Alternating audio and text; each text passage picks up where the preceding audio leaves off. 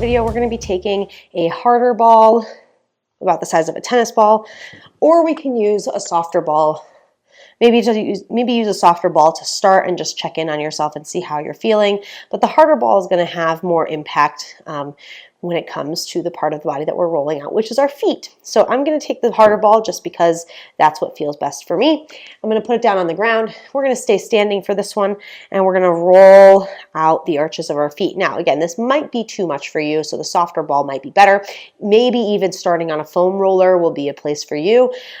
Everybody's a little bit different, but especially for those of us that are dealing with things like plantar fasciitis, any kind of like toe cramping or foot cramping when we're walking, sitting, standing, laying in bed even, this is going to be a good thing to do for you. So the areas of the foot that we want to be paying attention to is going to be just at the bottom of the arch here, as well as the outside of the foot, right? Not quite all the way to the outside, because again, we don't want to be too much on the bone, but where the soft tissue is still pretty well built up.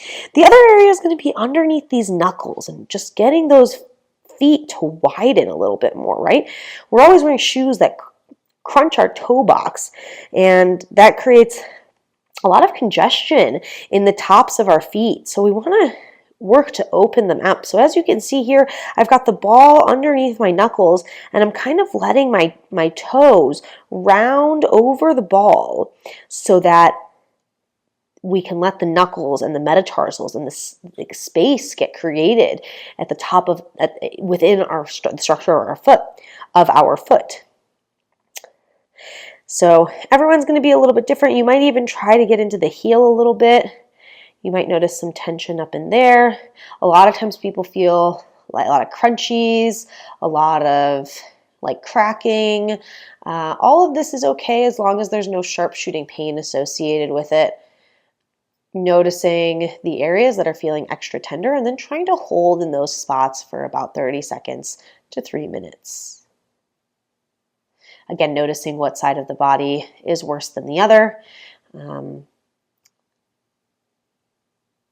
This is a really great thing to do first thing in the morning if you do struggle with your feet quite a lot. First thing in the morning and right before you go to bed, it can really be helpful for gaining more blood flow to the feet and gaining more healing energy into that space. Whew, feeling it today. Enjoy.